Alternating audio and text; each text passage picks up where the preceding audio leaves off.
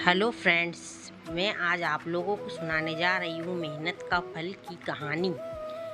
एक गांव में दो मित्र नकुल और सोहन रहते थे।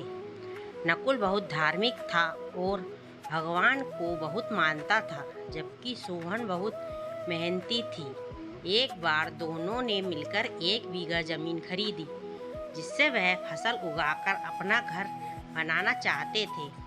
सोहन तो खेत में बहुत मेहनत करता, लेकिन नकुल कुछ काम नहीं करता, बल्कि मंदिर में जाकर भगवान से अच्छी फसल के लिए प्रार्थना करता था। इसी तरह समय बीतता गया। कुछ समय बाद खेत की फसल पककर तैयार हो गई, जिसको दोनों ने बाजार ले जाकर बेच दिया और उनको अच्छा पैसा मिला। घर आकर सोहन ने नकुल को कहा कि इस धन का ज़्यादा हिस्सा मुझे मिलेगा, क्योंकि मैंने खेत में ज़्यादा मेहनत की है। यह बात सुनकर नकुल बोला, नहीं, धन का तुझसे ज़्यादा हिस्सा मुझे मिलना चाहिए, क्योंकि मैंने भगवान से इसकी प्रार्थना की, तभी हमको अच्छी फसल हुई। भगवान के बिना कुछ संभव नहीं है। जब वह दोनों इस बात को आपस में नहीं सुलझा सके, तो धन के बंटवारे के लिए दोनों गांव के मुखिया के पास पहुँचे। मुखिया ने दोनों की सारी बात सुनकर उन दोनों को एक एक बोरा चावल का दिया, जिसमें कंकड़ मिले हुए थे।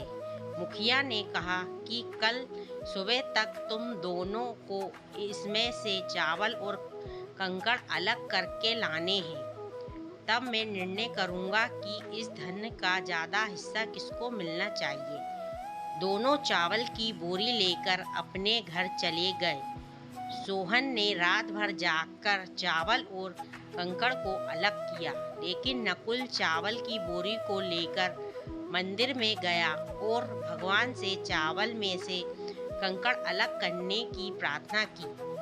अगले दिन सुबह सोहन जितने चावल और कंकड़ अलग कर सका, उसको ले जाकर मुखिया के पास गया, जिसे देखकर मुखिया खुश हुआ। नकुल बेसी की बेसी बोरी को ले जाकर मुखिया के पास गया। मुखिया ने नकुल को कहा कि दिखाओ, तुमने कितने चावल साफ किए हैं। नकुल ने कहा कि मुझे भगवान पर पूरा भरोसा है कि सारे चावल साफ हो गए होंगे। तब बोरी को खोला गया तो चावल और कंकड़ वैसे की वैसे ही थे। जमींदार ने नकुल को कहा कि भगवान भी तभी सहायता करते हैं जब तुम मेहनत करते हो। जमींदार ने धन का ज़्यादा हिस्सा सोहन को दिया। इसके बाद नकुल भी सोहन की तरह खेत में मेहनत करने लगा और अब की बार उनकी फसल पहले से भी अच्छी हुई।